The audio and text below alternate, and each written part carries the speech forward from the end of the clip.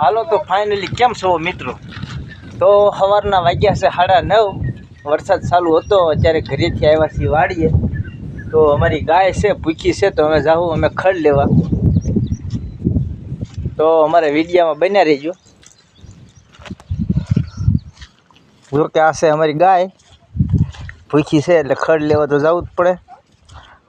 કારણ કે વરસાદ હોય કે જે કાંઈ હોય, પણ ઢોર હાટે તો ખડ વાટવા જવું જ પડે. અને આ છે, આમાં વાવી છે મકાઈ આપણે, જો કોક ઉગી છે અને હજી બરોબર નથી ઉગી. તો અમે જઈએ છીએ બે ખડ લેવા. અત્યારે 2 દાંતડા લઈ લીધા છે.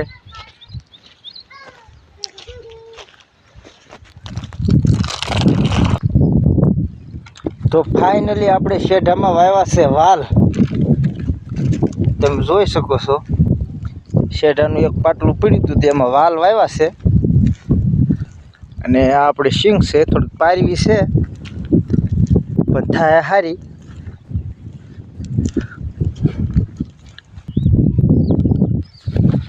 હાલો તો હવે આપણે થોડુંક ખડ વાટ લઈએ.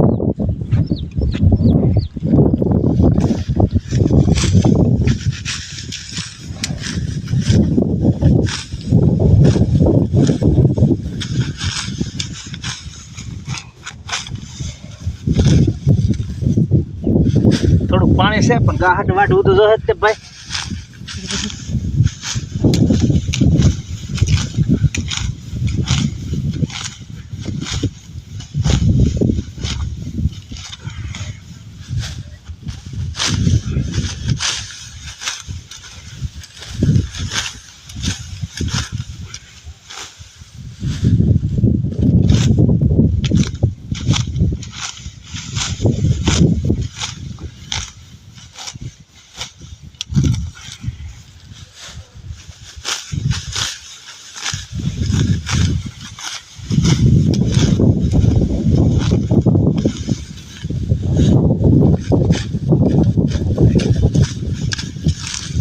આવા નવા વિડીયો જોવા માટે અમારી ચેનલને નવા હોય તો સબસ્ક્રાઈબ કરી લેજો. તો આવા નવા વ્લોગ તમને હવે પછી જોવા મળશે. તો જય માતાજી અને જય ભોળાનાથ. શ્રાવણ મહિનો હાલે છે એટલે જય ભોળાનાથ. તો જો કે ફાઇનલી અમારે ગાડી વટાઈ ગઈ છે અને હવે આ ગાડી ઉપાડ લેશે. તો જો કે ફાઇનલી હવે અમે આવી ગયા છીએ વાડીએ ખડની ગાડી લઈ. તો આપણે થોડુંક ખડ નાખીએ.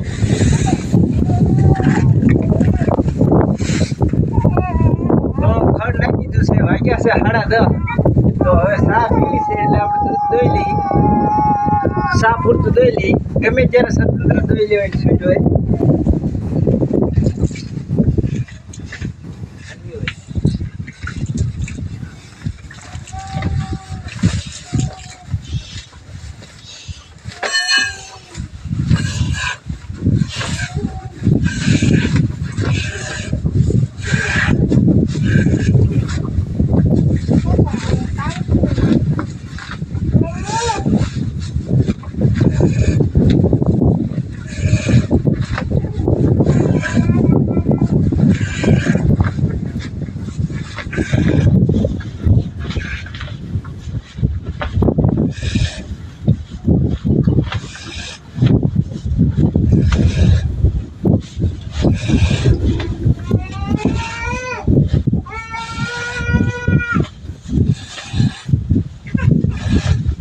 તો અમે દિવસમાં બનાવીએ છીએ 4-5 વખત ચા. તો ગમે ત્યારે આપણે ગા દોઈ લઈએ છીએ. અને આપણે ગા છે ને બકરી જેવી છે, ગમે ત્યારે દોઈ લેવાની છૂટ. તો હવે આપણે આપણા વિડીયાને વિરામ દઈશું. તો ગાય માતાની એટલી સેવા કરવી પડે આપણે. જો કે મારી જ ગાય છે, પણ વરસાદ હતો એટલે ભૂખી હતી તો ચાલુ વરસાદના ખડ લેવા ગયા હતા. અત્યારે વરસાદ રહી ગયો છે. તો હાલો તો જય માતાજી અને જય ભોળાનાથ.